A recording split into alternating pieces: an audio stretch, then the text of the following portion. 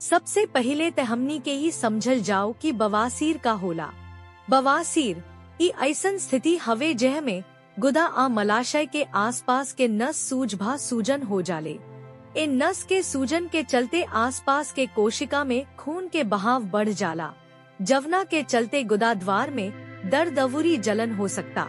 बवासीर कई तरह के होला, जैसे कि आंतरिक बवासीर इंटरनल पाइल्स ई गुदा के भीतर मौजूद होखेला, जवना के आप ना त देख सकतानी अवूरी ना महसूस कर सकतानी।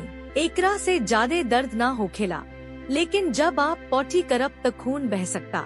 बाहरी बवासीर एक्सटर्नल पाइल्स ई गुदा के बाहरी त्वचा पर मौजूद होखेला, चलत घड़ी भी बहुत दर्द हो सकेला।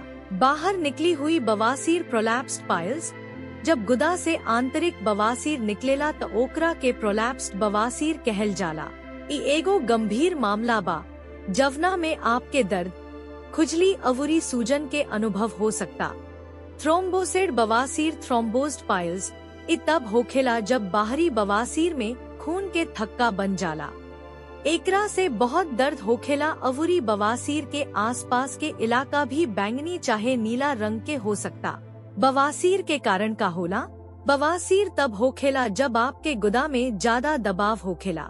ऐसन कई कारण से हो सकेला, जैसे कि मल पास करत घड़ी बहुत जोर लगाबे पड़ेला, भारी वस्तु उठावल, अधिक वजन के होखे से, गर्भधारण के समय कम फाइबर वाला खाद्य पदार्थ खाइल, कब्ज भा दस्त। बवासीर होखे के खतरा कब बढ़ जाला? कुछ ऐसन स्थिति बाड़ी जवना से बवासीर होखे के खतरा बढ़ सकेला। अगर रौरा माई बाबूजी के बवासीर रहे त रौरा भी हो सकेला। उम्र बढ़ला के संगे लोग के नस के ताकत कम होखला के चलते बवासीर के असर ज्यादा होखेला। गर्भावस्था के दौरान शरीर के निचला हिस्सा पर दबाव बढ़ जाला, जवना से बवासीर होखे के खतरा भी बढ़ जाला। अगर आप बहुत देर तक बैठल बानी त एकरा से गुदा के नस पर दबाव पड़ेला, जवना के चलते आपके बवासीर हो सकता।